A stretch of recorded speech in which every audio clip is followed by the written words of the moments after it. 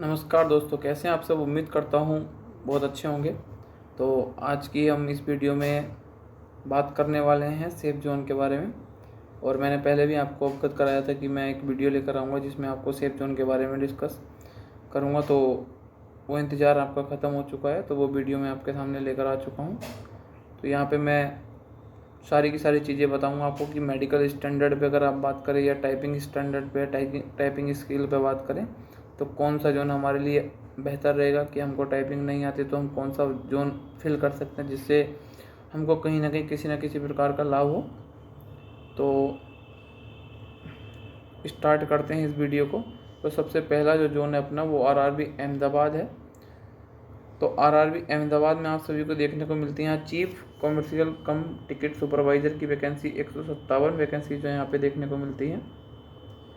बात करें station master की तो स्टेशन मास्टर की 71 वैकेंसी यहाँ पे आपको देखने को मिलती है। गुड्स ट्रेन मैनेजर की बात करें तो यहाँ पे 244 वैकेंसी आपको यहाँ पे देखने को मिलती है। और सीनियर क्लर्क कम टाइपिस्ट की केवल 44 वैकेंसी यहाँ पे देखने को मिलती है। जो ऊपर वाली ये वैकेंसी हैं, अगर मैं 516 में से 44 हटा दूँ तो बाकी जो बची वैकेंसी हैं वो सब वैकेंसी जो हैं वो सब नॉन टाइपिंग की हैं, यानी कि टाइपिंग उनमें हमको करना अनिवार्य नहीं है।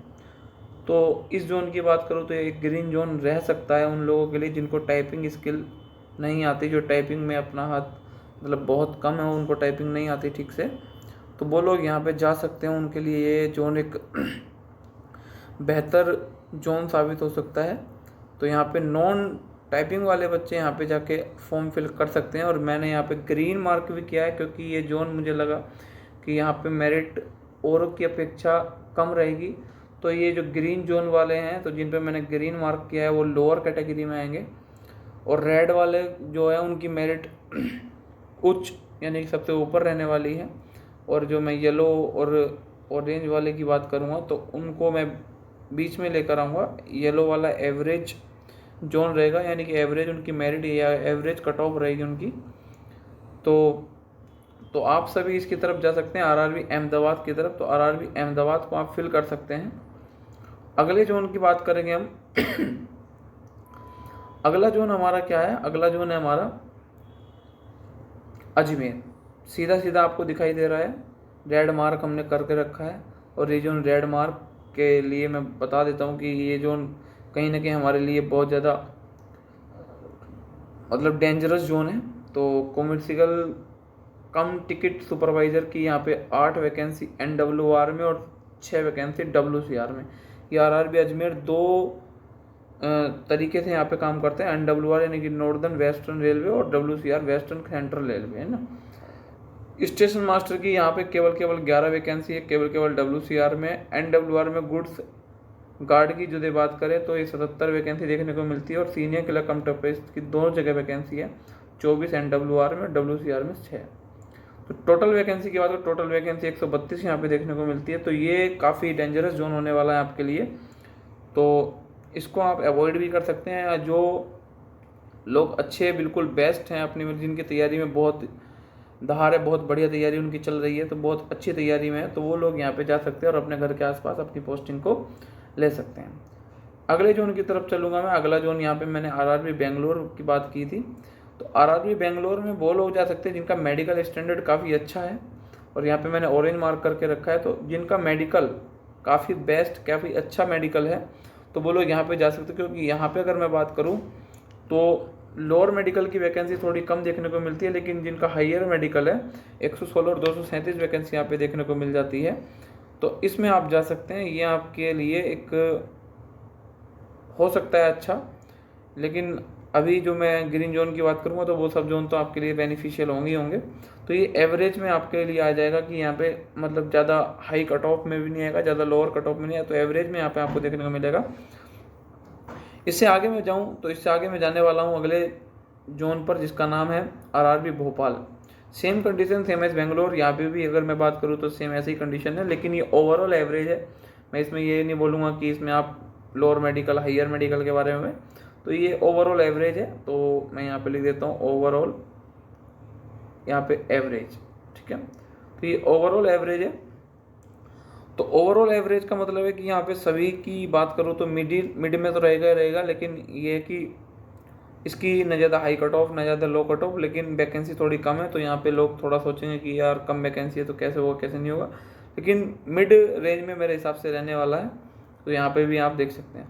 उसके बाद आरआरबी भुवनेश्वर, जो बच्चा गुड्स गार्ड के लिए अगर चाहता है कि भाई मेरी प्रेफरेंस गुड्स गार्ड है, और गुड्स गार्ड की जॉब प्रोफाइल के बारे में मैंने बता दिया था पहली वीडियो में, तो आप उसको देख सकते हैं उसके लिए। तो गुड्स गार्ड में आपको सैलरी के लिए बिल्कुल भी सोचना नहीं है। अब मैंने आपको पहले ही बताया था कि सैलरी हाई सैलरी यहाँ पे रहती है, तो बढ़िया यहाँ पे आपको सैलरी देखने को मिलती है। जिस बच्चे की स्कोप, जिस बच्चे का मन है कि हाँ हमको गुड्स गार्ड की नौकरी करनी है, हाईएस्ट सैलरी लेनी है रेलवे से, तो वो बच्चा यहाँ पे जाकर ग्रीन जोन की बात करूँ यानी कि सेफ जोन में यहाँ पे जा सकता है। और बहुत ही अच्छी वैकेंसी यहाँ पे मुझे देखने को मिली गुड्स गार्ड की, तो यहाँ पे जाके वो फिल कर सकते हैं। और मेरे हिसाब से अच्छा जोन है, बेस्ट जोन है आरआरबी भुवनेश्वर, अगर जिसको गुड्स गार्ड के लिए ज़्यादा अपने फोकस करना है। तो ये एक मैं आपको गुड्स गार्ड के लिए भुवनेश्वर जोन बता रहा हूँ, अच्छा जोन है। आगे बात करेंगे, कहाँ गया, चाहिए आइएगा। तो अगला जोन की बात करेंगे तो अगला जोन है बिलासपुर। जो मैं बिलासपुर की बात कर रहा हूँ, मैंने सीधा सीधा लिख के भी दिया है आपको कि नॉन टाइपिंग जो पोस्ट हैं, उन नॉन टाइपिंग पोस्ट के लिए सबसे बेस्ट जोन यहाँ पे एक ग्रीन जोन में आ जाता है, यानी कि यहाँ पे 649 वैकेंसी है। जिन बच्चे को टाइपिंग नहीं आती, जिन बच्चों को टाइपिंग नहीं आती, टाइपिंग में थोड़ा कहीं ना कहीं दिक्कत है उनको, तो ये वो बच्चा आरआरबी बिलासपुर को भी प्रेफर कर सकता है। देखो यहाँ पे वैकेंसी इसकी है, ये भी नॉन टाइपिंग है। 31 वैकेंसी और 50 वैकेंसी ये भी नॉन टाइपिंग है। 386 और 48 ये भी नॉन टाइपिंग है। 26, 11 और 4, 26, 4, 30 और 11, 41 वैकेंसी केवल ऐसी हैं जिनमें आपको टाइपिंग करनी पड़ेगी। तो मेरे हिसाब से 649 में से 41 वैकेंसी हटा दी जाए तो बाकी जो वैकेंसी बची हैं 608, वो वैकेंसी सारी की सारी आपके लिए क्या है, नॉन टाइपिंग है। तो नॉन टाइपिंग वाला बच्चा आरआरबी बिलासपुर को प्रेफर कर सकता है, जिसकी टाइपिंग में कहीं ना कहीं कमी है। बाकी जिसकी टाइपिंग बेस्ट है तो वो इधर जा सकता है, उसके लिए ये बेस्ट जोन हो सकता है।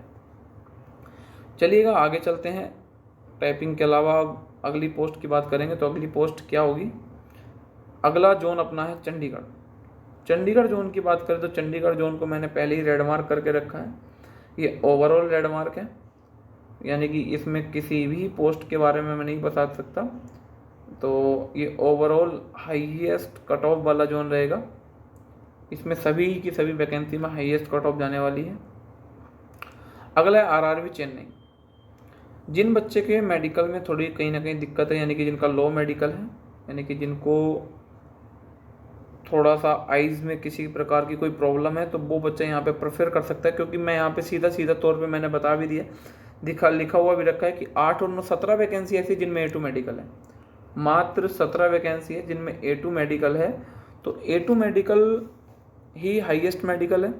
तो यहाँ पे बात करें तो बाकी सारी वैकेंसी जो है उनको हटा देते हैं। तो यहाँ पे सारी वैकेंसी ऐसी है जिनमें B2 C2 मेडिकल है।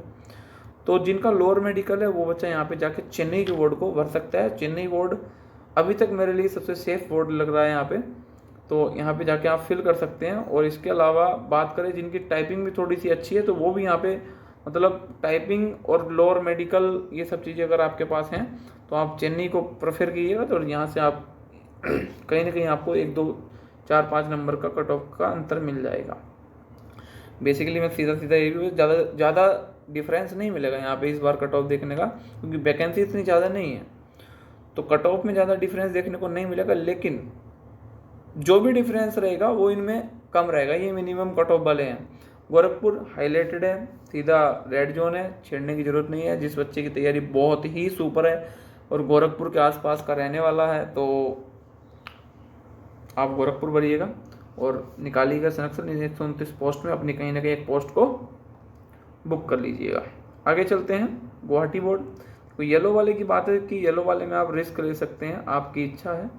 तो गुवाहाटी बोर्ड है, गुवाहाटी बोर्ड में मैं आपको बता देता हूँ कि स्टेशन मास्टर की वैकेंसी 271 है, चीफ कॉमर्शियल कम टिकट सुपरवाइजर की 27 है, जूनियर अकाउंट असिस्टेंट की 143 वैकेंसी है यहाँ पे, तो गुड्स ट्रेन मैनेजर की 43 है। तो यहाँ पे आप जा सकते हैं। इधर ये एवरेज, ओवरऑल एवरेज मैं आपकी बात कर रहा हूँ, तो यहाँ पे आप भर सकते हैं और किसी भी पोस्ट में अपना अपना सिलेक्शन पक्का कर सकते हैं। हाँ, हालांकि मैंने पहले बताया था कट ऑफ कहीं ना कहीं 1-2 नंबर कम रहेगी। जम्मू श्रीनगर ओवरऑल एवरेज सीधा सीधा बोल ही दिया है। यहाँ की बात करें तो यहाँ की अगर मैं बात करूँ जम्मू श्रीनगर की, तो यहाँ ऐसा होता है यहाँ का लोकल लोग इतनी तैयारी में नहीं रहता है, ठीक है, जम्मू श्रीनगर वाली में। तो यहाँ सब लोग बाहर की फिल करेंगे मैक्सिमम लोग, तो जो बाहर का लोग दूर आना चाहेगा तो वो एवरेज स्टूडेंट रहेगा, और आप भी एक एवरेज स्टूडेंट है, तो उन एवरेज स्टूडेंट में कहीं ना कहीं कंपटीशन यहाँ पे आपको देखने को मिल रहा होगा। अगला जो है आरआरबी कोलकाता, लो मेडिकल स्टैंडर्ड जिनका है, यानी कि जिनका मेडिकल जो है बिल्कुल लो है, यानी कि उनको कहीं ना कहीं प्रॉब्लम है मेडिकल में, तो वो यहाँ पे प्रेफर कर सकते हैं। क्योंकि यहाँ पे देख लीजिएगा आप, अगर मैं हायर मेडिकल की बात करूँ तो हायर मेडिकल की वैकेंसी जो है वो कम है। तो ये रही, देखो हायर मेडिकल की वैकेंसी कम है यहाँ पे भाई, देखने को मिलेगी। देखो ये जो हायर मेडिकल की वैकेंसी है ये कम है, और बाकी जो वैकेंसी वो आपको देखने को मिल ही रही है। ये देखिए 144 है, जूनियर अकाउंटेंट 284 है, ये रही 96, 47, 409, 114। तो इसका मतलब है लोअर मेडिकल वाले जो व्यक्ति हैं वो यहाँ पे जाकर अपनी पोस्ट को फिल कर सकते हैं, और बहुत अच्छी आपको कहीं ना कहीं इसका बेनिफिट मिलेगा, और बहुत अच्छे तरीके से आप यहाँ पे सिलेक्शन ले सकते हैं।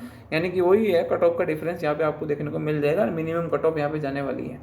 ओके, बाकी आप बोले कि भाई मेरी टाइपिंग भी ऐसी नहीं है और मैं लोअर मेडिकल भी नहीं हूँ, तो आप थोड़ा सा इसको अवॉइड कर सकते हैं, क्योंकि मैक्सिमम लोग यहाँ पे जाने की कोशिश कर रहे हैं अभी, क्योंकि इसको देखने की सबसे ज़्यादा वैकेंसी आरआरबी कोलकाता में, और फॉर्म भी हम वहीं से भर रहे होंगे। ओके, आगे चलते हैं। मालदा की बात करें तो मैंने आपको बता दिया ओवरऑल डेंजरस जोन है।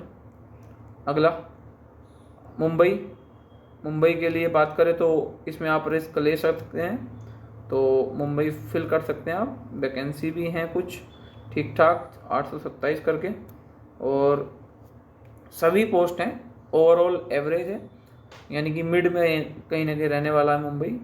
और इससे के बाद बात करेंगे मुजफ्फरपुर, मुंबई हो गया, मुजफ्फरपुर पूरा का पूरा आपका यहाँ पे देखो वैकेंसी भी नहीं है भाई, और चीफ कॉमर्शियल की है और सीनियर क्लर्क की है, तो कहीं ना कहीं दिक्कत रहेगी आपको। ये भी रेड जोन है। प्रयागराज भी रेड जोन है। बात करें पटना भी रेड जोन है। अगला रांची भी रेड जोन है। तो ये सब जोन आपके सामने रेड जोन है। अगली की बात करूँगा मैं सिकंदराबाद। तो सिकंदराबाद में अगर आपको केवल लेवल 5 की जॉब पसंद है कि लेवल 5 की पोस्ट में लेना चाहता हूँ और हाईएस्ट सैलरी लेना चाहता तो ट्रैक मैनेजर के लिए ठीक है, और JAA अगर आपको देखना है तो उसके लिए थोड़ा सा ठीक है। अगर आपको केवल गुड्स गार्ड की बात करनी तो गुड्स गार्ड में आप सिकंदराबाद की तरफ जा सकते हैं। गुड्स गार्ड की अगर आपको पोस्ट की चॉइस है तो आप इधर जा सकते हैं। आगे चलते हैं। Siliguri red zone. त्रिवंतनमपुरम में अगर आपको जाना है तो आप नॉन टाइपिंग पोस्ट को फिल कर सकते हैं, यानी कि जिसको टाइपिंग बिल्कुल भी नहीं आती तो वो लोग यहाँ पे फॉर्म को फिल कर सकते हैं। 174 वैकेंसी में से केवल 6 वैकेंसी आती है जिनमें आपको टाइपिंग करनी है, उसके अलावा बाकी सारी वैकेंसी आती है जिसमें आपको टाइपिंग नहीं करनी। और मेडिकल स्टैंडर्ड तो यहाँ पे थोड़ा ठीक ही रहेगा, यानी कि मैं बता रहा हूँ जहाँ पे टाइपिंग इंक्लूड हो रही है तो वहाँ पे समझ ही जाइएगा आपकी मेडिकल स्टैंडर्ड क्या है, अपना थोड़ा हाई है। ठीक है, तो आइएगा मैं थोड़ी सी चीज़ें आपके सामने फिर डिस्कस कर लेता हूँ थोड़ी सी। तो मैंने आपको सारे जोन बता दिए हैं, तो यहाँ पे मैंने आपको बताया, तो मैं अब थोड़ी सी बातें बताना चाहता हूँ कि क्या क्या चीज़ें और देख के हमको जोन फिल करना चाहिए। तो मैं आपको बता देता हूँ, जैसे आपके सामने वैकेंसी आई आरआरबी कोलकाता में सबसे ज़्यादा, ठीक है, लगभग 1368 वैकेंसी। ठीक है, तो अगर इस जोन की बात करूँ तो इस जोन में क्या होगा, जो देखो 2 तरीके के लोग हैं, ये रहे 3 तरीके का मान लेता हूँ भाई। देखो मैं 3 तरीके के लोग हैं, 3 तरीके के लोग कौन कैसे कैसे होंगे। एक जिनकी तैयारी जो है वो पीक पे है भाई, बहुत शानदार तैयारी है, हाई लेवल की तैयारी है। एक वो व्यक्ति है जिसकी तैयारी कैसी है भाई, एवरेज है भाई, मतलब मिड में है, हर एक कट ऑफ में भाई 2 नंबर 3 नंबर 4 नंबर से रह जा रहा है। एक ऐसा है जिसकी तैयारी कैसी है, लो। ठीक है, अब मैं तुमको बता देता हूँ कि ये आदमी ऐसे मिलेंगे आपको जो जिनकी तैयारी लो है ना, उनकी बात करूँ तो ये आदमी ऐसे हैं कि इनके हिसाब ये कहीं भी जोन भर दें, और इनका जोन भरने से किसी भी मेरिट पर कोई प्रभाव नहीं पड़ने वाला, क्योंकि जो कट ऑफ मिनिमम रहेगी उतने नंबर नहीं है इनके, ठीक है। और इनकी संख्या की बात करूँ, जो लो वाले हैं ये, इनकी संख्या की बात करूँ तो मेरे हिसाब से भाई 70% है ऐसे जो किसी भी जोन की मिनिमम कट ऑफ को पार नहीं करेंगे, ठीक है। अब बात करें सर एवरेज की और पीक की। भाई जो पीक वाले हैं जिनकी तैयारी बहुत शानदार है, तो पीक वालों की बात करूँ तो पीक वाले हैं भैया 2% से लेकर 5% तक, ठीक है। और बचे एवरेज वाले, तो एवरेज वाले हैं 25% से लेकर 28% तक, ठीक है। ये मैं रेशियो और भी बढ़ा सकता हूँ भाई, मेरे हिसाब से और बढ़ा लीजिएगा, 80% मानिएगा। इधर वाला थोड़ा सा करेक्ट कर दूंगा फिर मैं, ठीक है। तो इधर वाला करेक्ट करूँगा तो पीक वालों की संख्या भाई 2% मान लो, कितने परसेंट लगा देते, 2%, और इनकी संख्या भाई साहब जो है वो 15% मान लो, ठीक। तो अब जो होगा, लो वाले का फर्क कुछ है नहीं, लो वाला कहीं भी भरो भाई, उसको टेंशन ही नहीं, उसको यही नहीं पता कि फॉर्म में जोन क्या है, जोन नहीं है, कुछ नहीं है। वो सीधा जाएगा साइबर कैफे पे 50-100 रुपये देगा, फॉर्म भरेगा, काम खत्म। जो भी जोन उसकी साइबर कैफे वाले की इच्छा होगी उसके अनुसार वो भर के अपना वापस आ जाएगा। पोस्ट प्रेफरेंस कुछ भी नहीं, कोई मतलब नहीं। ये मैं तब बता रहा हूँ जब आपको सोशल मीडिया का ज़माना है। सोशल मीडिया के ज़माने में ये चीज़ मैं 80% रेशियो तब बता रहा हूँ भाई। सबको पता है कि यूट्यूब पे डालने से आ जाता है कि भाई साहब कौन सी पोस्ट डाले, कौन सा जोन डाले, सब आ जाता है। लेकिन फिर भी बता रहा हूँ कि फिर भी ये रेशियो 80% है। कोई पड़ोसी कह देगा भाई फार्म आए हैं उसके ये आए हैं, वो चीज़ वो वाली बात है। अब ये पीक वाला जो है ये तो भाई अपना होम डिस्ट्रिक्ट या होम जोन ही चाहेगा, जहाँ पे इसका घर पड़ता है वही पसंद करेगा। अब ये 15% वाले डिस्ट्रीब्यूट होंगे भाई इधर उधर, आप भी इसी में हो। जो बच्चा तैयारी कर रहा है, जिसको 6 महीने साल भर हो गए, तो वो एवरेज में आ गया, अच्छी तैयारी कर रहा है तो वो एवरेज में आ गया, तो आप भी इसी में हो। तो आपको कंपटीशन तो इन्हीं से करना है, इनसे थोड़ी सी ज़्यादा मेहनत करनी है। यानी कि 15% में जितने लोग आते हैं उनमें आपको ऊँच आना है, उनमें आपकी तैयारी बढ़िया होनी चाहिए। तो ये जो ग्रीन जोन बताए हैं मैंने, ग्रीन जोन ऐसे जोन है, इनमें लोग जो है एवरेज वाले भागेंगे अपने घर से दूर। ये बच्चा अपने घर से दूर नहीं जाएगा, इसका कुछ है नहीं। दूर कौन जाएगा, ये वाला व्यक्ति। और ये व्यक्ति अगर घर से दूर जाएगा तो ये सोचेगा कि यार 1-2-4 नंबर का जो भी फ़र्क मुझे मिल जाए, जो भी फ़ायदा मिल जाए, मैं इधर जाऊँ, उधर चला जाऊँ, उधर जहाँ कट ऑफ कम से कम लग जाए, मेरी नौकरी लग जाए, कहीं भी लग जाए, भारत में लग जाए, ठीक है। अजी ऑस्ट्रेलिया भी लग जाए, लेकिन नौकरी लग जाओ, बेरोजगारी का ठप्पा अपने सिर से हट जाओ, कहने का मतलब ये है। तो ये व्यक्ति जाना चाहेगा दूर, बाकी ये जो पीक वाला ये तो नहीं जाएगा। तो इस व्यक्ति की बात करूँ तो ये जो व्यक्ति हैं 15%, इन्हीं में खेल है, इन्हीं में आपको जाना है। तो जो ग्रीन जोन है उसमें आपको इतनी मेहनत करनी है कि आप जो एवरेज स्टूडेंट हैं उस एवरेज स्टूडेंट से ऊपर आ जाएं, तो आपका सिलेक्शन हो जाएगा। यानी कि जो गलती, जो मिस्टेक आप बार बार कर रहे हैं, उस मिस्टेक को अगर आप सुधार लें, उस मिस्टेक को आप सही कर लें, तो कहीं ना कहीं आप सेलेक्ट हो जाएंगे, किसी ना किसी जोन में आपका सिलेक्शन हो जाएगा, जो मैंने ग्रीन वाले बताए हैं। तो उसमें आप फिल कर सकते हैं, ठीक है। तो ये वाला बच्चा कहीं नहीं जाएगा, इसका कुछ है नहीं, तो बस आपका ही खेल है, तो आप उसको समझिएगा। कहना क्या चाह रहा हूँ मैं, तो आप निश्चित कहीं ना कहीं सिलेक्शन ले जाएंगे। नहीं तो दिक्कत वाली बात तो है ही है, वैकेंसी इस बार कम है। तो मैंने फिर मेडिकल स्टैंडर्ड पर भी ग्रीन जोन और ये रेड जोन बताए हैं। तो जिनका मेडिकल स्टैंडर्ड थोड़ा लो है, तो वो उनको पता होता होगा कि भाई मेरी आंखों पे चश्मा है या नहीं है, तो वो उस तरीके से अपनी प्रेफरेंस को ले सकते हैं। फिर एक चीज़ और, अभी आप जोन भर देंगे, अगर कोई भी ऐसा मेमोरेंडम, कोई भी ऐसा सुधार अगर एनटीपीसी में होता है कि वैकेंसी इंक्रीज हुई है, तो अगर वैकेंसी इंक्रीज होगी तो 100% आपको जोन चेंज करने का अवसर मिलेगा। जोन चेंज करने का आपको क्या मिलेगा, अवसर मिल रहा होगा, ठीक है।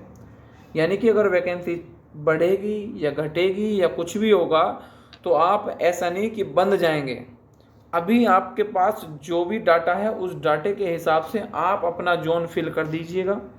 अगर वैकेंसी बढ़ेगी या घटेगी किसी भी जोन में, ऊपर नीचे कुछ भी होगा, तो फिर आपको जोन चेंज करने की अपॉर्चुनिटी दी जाएगी।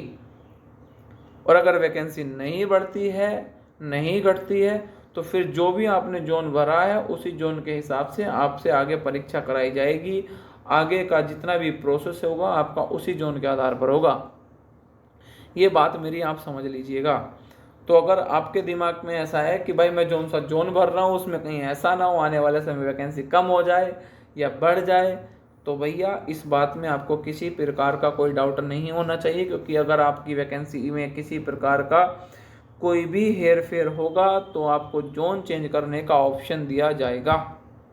ठीक है, तो आप इस वीडियो के माध्यम से सारी की सारी इन्फॉर्मेशन समझ चुके होंगे। भटकने की आपको ज़रूरत नहीं है इधर उधर।